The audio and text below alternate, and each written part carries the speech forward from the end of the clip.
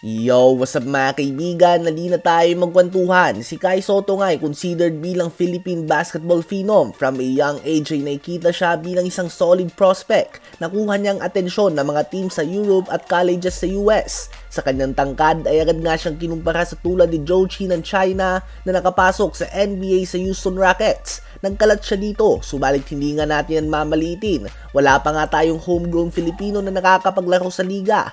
At bago nga siya pumasok sa NBA ay naging best center muna siya sa Asia. Naging parte nga siya ng All-Star 5 ng FIBA Asia sa edad lamang na 21 years old. Si Kai Sotto nga ay 22 years old na ngayon at mukhang hindi si Zhou Qi ang magiging matindi niyang katapat down the road sa FIBA Asia basketball. Bagkus ng 19-year-old 7'1 center ng China na si Hansen Yang, una siyang nagpakilala sa madami sa FIBA World Cup Under-19 kung saan nagtala siya ng 13 points, 10 rebounds, 5 assists, and 5 blocks per game. As an 18-year-old ay agad na nga siyang pumasok sa CBA o Chinese Basketball Association. Si Hansen Yang ay nagtala ng 17.2 points, 12 rebounds, 3.3 assists, and 3 blocks per game on 54% shooting sa field sa kanyang first 10 games dito. So hindi nga biro ang stats na yan given na madaming bigating import nga nakakatapat niya sa CBA at mga former NBA players.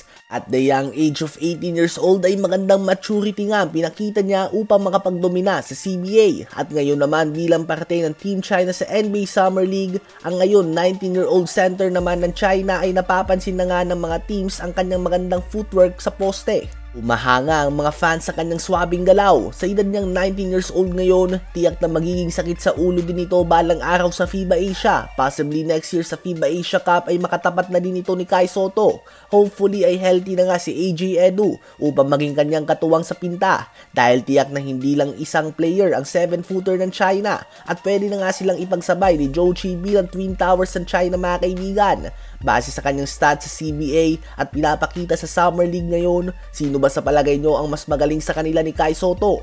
Habang madami naman ang napapabilib sa pinapakita ngayon ng number 3 pick ng Houston Rockets sa si Reed Sheppard. Kanina nga ay nakaharap niya ang number 2 pick Alexander Sarr ng Washington Wizards at sinapawan niya ito. Nagtala ang number 2 pick ng 8 points, 4 rebounds, 2 assists, and 2 blocks on 4 of 14 shooting sa field at na-poster din ito ni Cam Whitmore.